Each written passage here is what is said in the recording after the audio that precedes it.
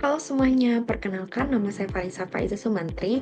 Saya dari kelas IKMC dengan NIM 11128242913. Di video kali ini, saya akan menjelaskan review artikel yang saya pilih dari mata kuliah Teknologi Kesehatan Lingkungan. Di artikel yang saya pilih ini berjudul Analisis Teknologi Pengolahan Air untuk Meningkatkan Kualitas Air Bersih. Di sini saya akan menjelaskan permasalahan dari artikel yang saya pilih. Permasalahan yang terjadi di dalam artikel ini adalah tingginya kontaminasi air bersih di Indonesia, terutama yang bersumber dari air tanah dan sumur yang masih mengandung logam berat seperti besi dan mangan, serta zat berbahaya lainnya. Kondisi ini menyebabkan kualitas air tidak memenuhi standar kesehatan, berpotensi membahayakan kesehatan masyarakat. Selain itu, rendahnya kesadaran dan pengetahuan masyarakat mengenai teknologi pengolahan air yang tepat juga masih menjadi kendala, sehingga banyak masyarakat yang masih menggunakan air yang tidak aman untuk dikonsumsi dan kebutuhan sehari-hari.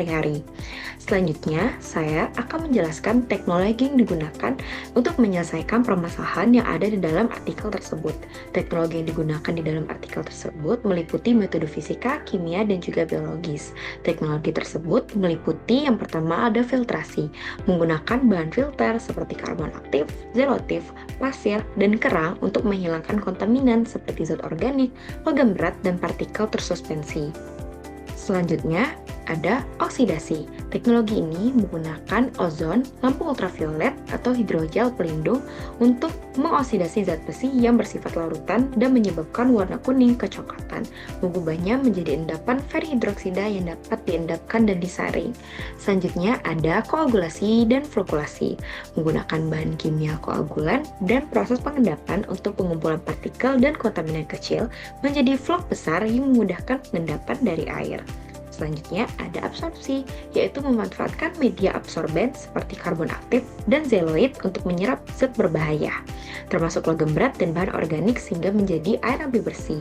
Selanjutnya penggunaan sistem SCADA, yaitu sistem otomatis berbasis komputer untuk mengontrol dan memantau proses pengolahan air secara otomatis seperti dosing bahan kimia, backwash filter, dan pengendalian air secara efisien. Dan yang terakhir ada teknologi oksidasi dengan ozon dan lampu UV digunakan untuk menghancurkan bahan organik dan mikroorganisme penyebab penyakit secara efektif.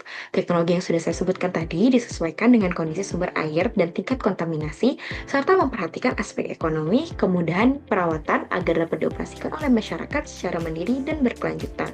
Dan yang terakhir, solusi yang ada untuk menyelesaikan masalah yang ada dalam artikel tersebut, yaitu meliputi penggunaan teknologi filtrasi dengan bahan lokal seperti karbon aktif, zeolit, pasir, dan kerang yang mudah diterapkan oleh masyarakat.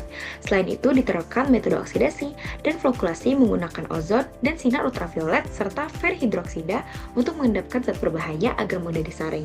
Sistem otomatis seperti SCADA digunakan untuk meningkatkan efisiensi dan konsistensi pengolahan air. Seluruh teknologi yang tadi dirancang sederhana, ramah lingkungan, dan ekonomis agar dapat dioperasikan secara mandiri oleh masyarakat, sehingga mendukung pengolahan air bersih yang berkelanjutan dan meningkatkan kesehatan masyarakat.